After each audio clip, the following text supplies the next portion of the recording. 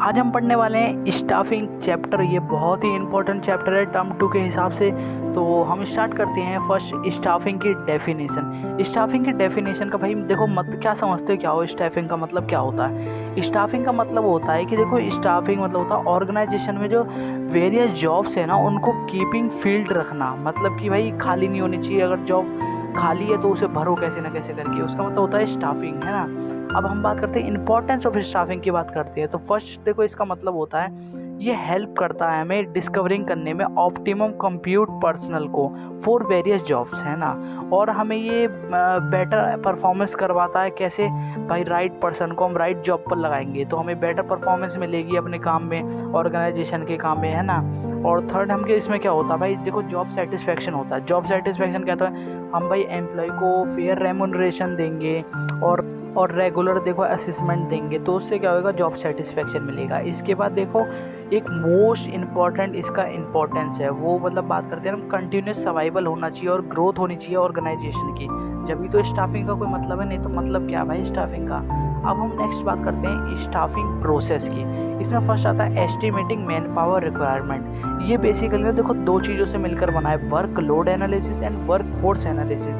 Workload analysis का मतलब होता है कि भाई हमारी ऑर्गेनाइजेशन में कितने बंदे रिक्वायर्ड हैं, है ना भाई। मतलब एक काम करने के लिए कितने बंदे रिक्वायर्ड हैं, वो होता है वर्कलोड एनालिसिस। और वर्क फोर्स एनालिसिस होता है कि हमारी ऑर्गेनाइजेशन में भाई कितने बंदे काम कर रहे हैं, अवेलेबल हैं कितने बंदे, उसका मतलब होता है वर्क फोर्स एनालिसिस, है ना। अब इसकी हम बात करते हैं रिक्रूटमेंट। रिक्रूटमेंट मतलब क्या होता है, रिक्रूटमेंट मतलब होता है कि भाई हम ना किसी भी अपने एम्प्लॉयज़ को सर्च कर रहे हैं, किस तरीके से हम ना किस तरीके से मतलब जैसे मतलब हमने क्या करा भाई, कोई भी हमारे सामने बंदा है और उसको हमने मना लिया कि हमारी ऑर्गेनाइजेशन में भाई आप वर्क करो, तो इसे हम एक तरीके से रिक्रूटमेंट कहेंगे कि हम ना किसी दूसरे बंदे को किस तरीके से मतलब इम्प्रेस कर पा रहे हैं अपनी ऑर्गेनाइजेशन में वर्क करने के लिए। और इसके बाद होता है भाई सिलेक्शन।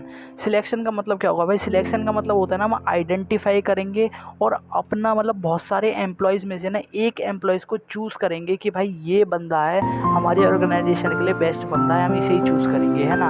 और इसके बाद आता देखो प्लेसमेंट एंड ओरिएंटेशन। प्लेसमेंट का मतलब क्या होता है, प्लेसमेंट का मतलब होता है कि भाई जो हमने सेलेक्ट करा है ना उसको भाई उसकी जो पोस्ट है उस पर उसे बैठाना कि भाई तेरी पोस्ट ये है, तू सिलेक्ट हो चुका है इस काम के लिए। फिर इसके बाद होता है ओरिएंटेशन। ओरिएंटेशन का मतलब क्या होता है, जो हमने एम्प्लॉय सिलेक्ट करा है ना उसको हम इंट्रोड्यूस करेंगे अनदर एम्प्लॉय से जो हमारे ऑर्गेनाइजेशन में पहले से हैं, और उसे बताएंगे कि भाई क्या रूल्स हैं हमारे ऑर्गेनाइजेशन के, क्या पॉलिसीज़ हैं। और इसके बाद होता है ट्रेनिंग एंड डेवलपमेंट। देखो ट्रेनिंग मतलब क्या होता है, ट्रेनिंग मतलब होता है कि भाई ओवरऑल एम्प्लॉय जो है ना उसकी स्किल्स को बढ़ा रहे हैं, उसकी नॉलेज को बढ़ा रहे हैं हम, कि वो ना अपने जो करंट जो जॉब है उसे कर सके। डेवलपमेंट का मतलब क्या होता है, डेवलपमेंट का मतलब होता है कि हम उसकी स्किल्स को ना इम्प्रूव कर रहे हैं कि आने वाले समय में जो वो बड़ी से बड़ी अच्छी से अच्छी पोस्ट को ना संभाल सके, जॉब कर सके।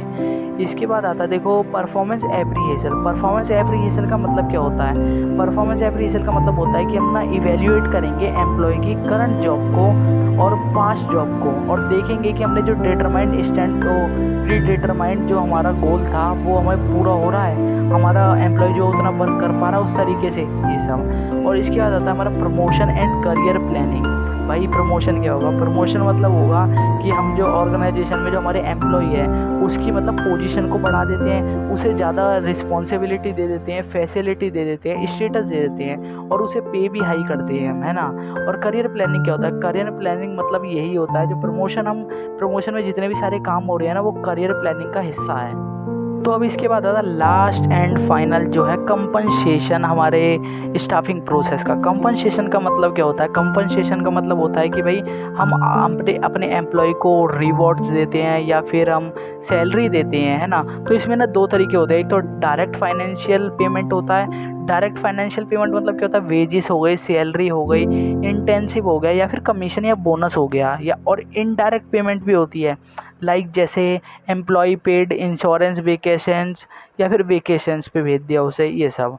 और दो तरीके के होते हैं भाई types of direct payment, direct financial payment. एक तो होता है टाइम बेसिस वेजेस प्लान और सेकंड होता है परफॉर्मेंस बेसिस वेजेस प्लान। तो दोस्तों आज की वीडियो में आपको मैं इतना ही पढ़ाऊँगा। अब मिलते हैं अगली वीडियो में, और इसके आगे हम करेंगे रिक्रूटमेंट के internal and external source of recruitment. Thank you for watching.